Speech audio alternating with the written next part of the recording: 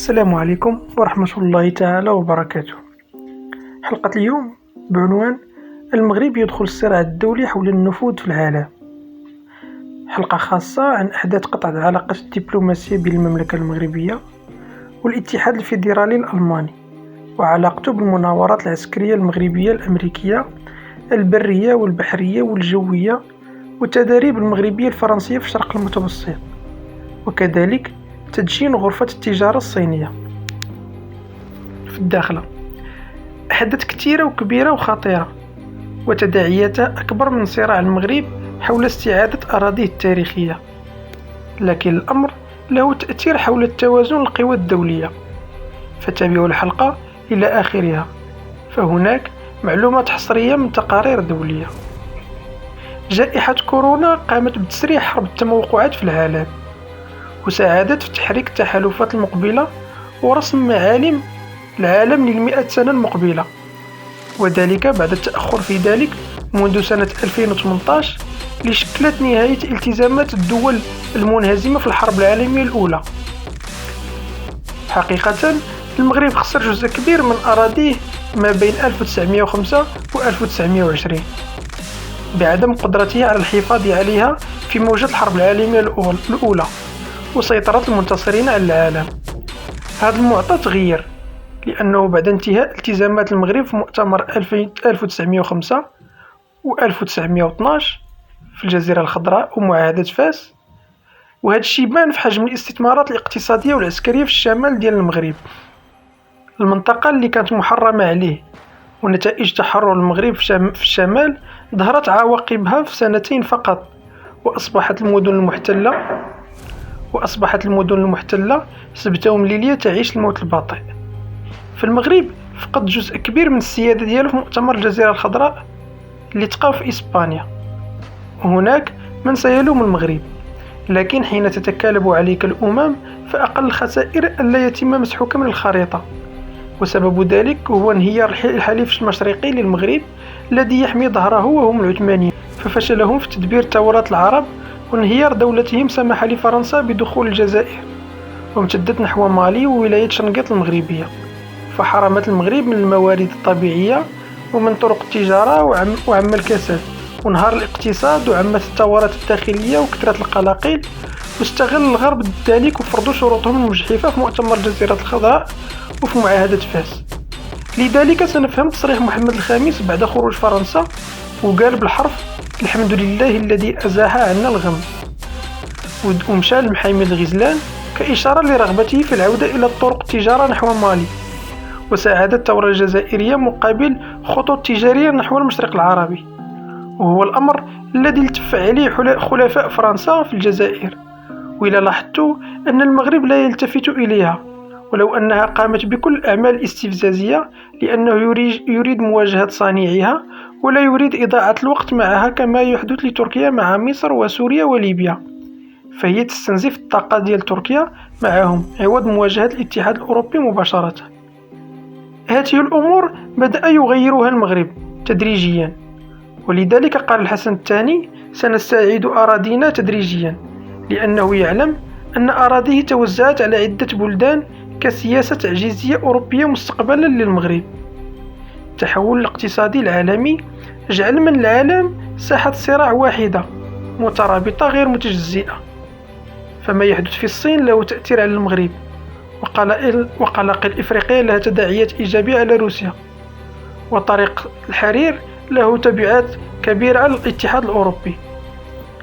لذلك فالقفزة النوعية في التحول نحو الطاقة المتجددة خلى القوى العظمى تدخل في الصراع حول المناطق المنتجة للمواد الأولية اللي كتدخل في صناعة الألياف الطاقية، واللي هي مواد نادرة وغالية ولا تتواجد إلا بأجواء لا توجد إلا في نقط محددة مثل البراكين الخامدة حول العالم.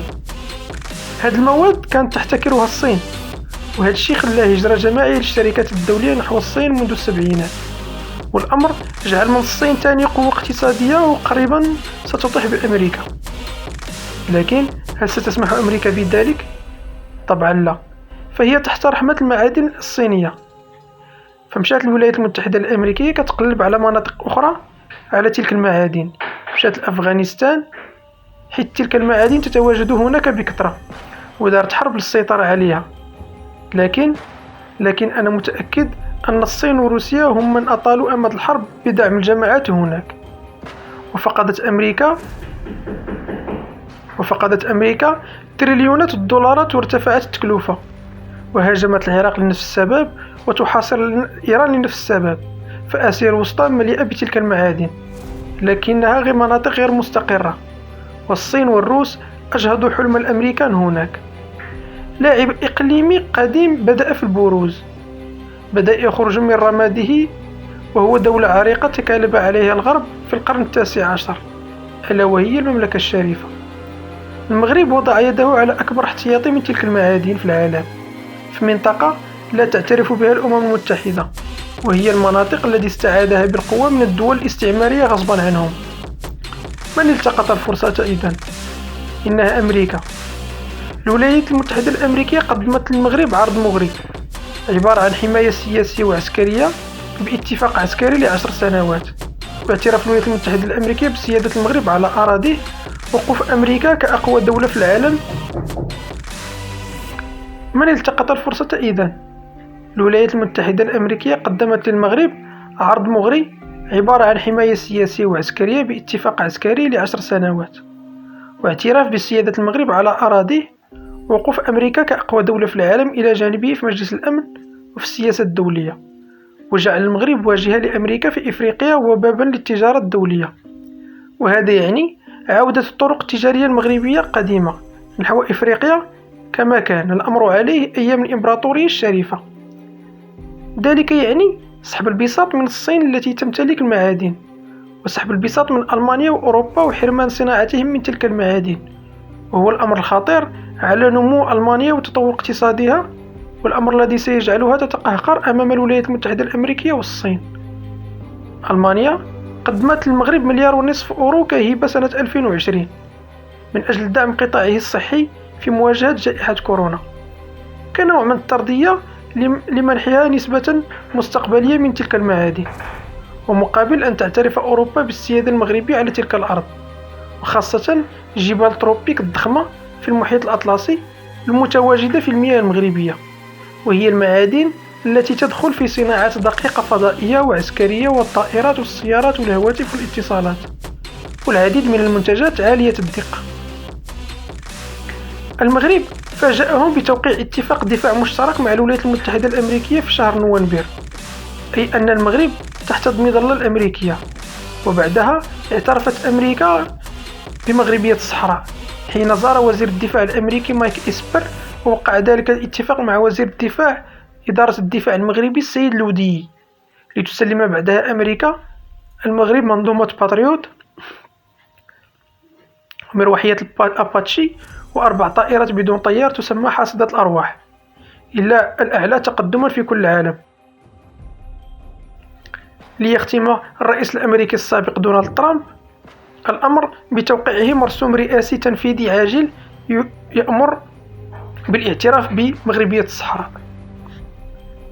نجاح استخباراتي مغربي، لأنه نجح في إخفاء الأمر طيلة مدة المفاوضات مع الولايات المتحدة الأمريكية ل3 سنوات، وهو ما انتبهت له ألمانيا وأرسلت جواسيس لتبحث عن بنود المعاهدة الأمريكية المغربية، وذلك لأن ألمانيا والمخابرات ديالها هي وارثة جهاز الجستابو الألماني الشهير، وهو الأمر الذي انتبهت له المخابرات المغربية الأقوى في المنطقة الإفريقية وضبطت العناصر الألمانية، ومنه قطع المغرب علاقاته معها، لأن ألمانيا بدأت تخترق دوائر سرية جدا في النظام المغربي، وهو أمر غير مسموح بالاقتراب من مصادر القرارات المغربية، ولذلك تحرشت ألمانيا بالمغرب في مجلس الأمن وبخصوص الصحراء، وتصدت لها أمريكا وأفشلت الاجتماع.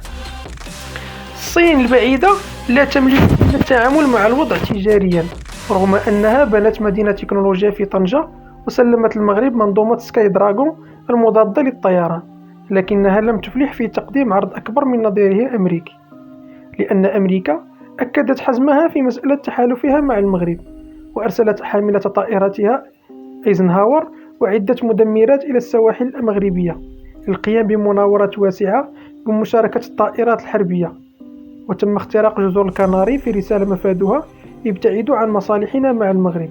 وفي نفس الوقت كان الجيشان الأمريكي والمغربي يقومان بمناورات بالذخيرة الحية بالقرب من الجزائر، وتحديدا في منطقة المحبس، أي أن المغرب والولايات المتحدة الأمريكية عازمان على استخدام القوة إن استدعت الضرورة ذلك.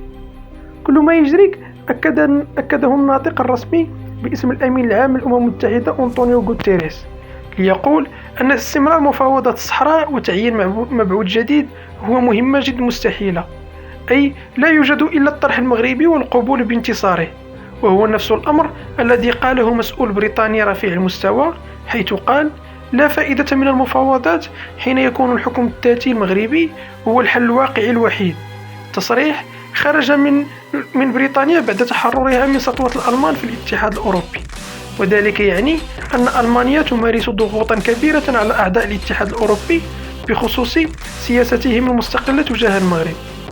المغرب بكل تأكيد سوف يدخل في صراعات أخرى كبرى، ولذلك أمريكا تعيد تشكيل تحالفاتها بضم المغرب وإسرائيل وكندا والبرازيل وبريطانيا والهند وأستراليا واليابان وكوريا الجنوبية.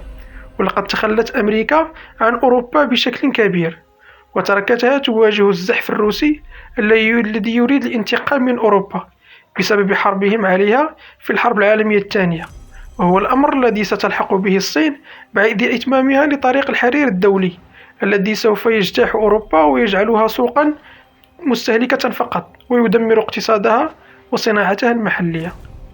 وهو ما أتنبأ به أن تعود أوروبا إلى حالة الانقسام والحرب بين دولها، لأن حالة السلم التي تعيشها حاليا هي أكبر حالة سلم في التاريخ القارة العجوز منذ سنة 1949، وذلك يشكل إنجازا للاتحاد الأوروبي.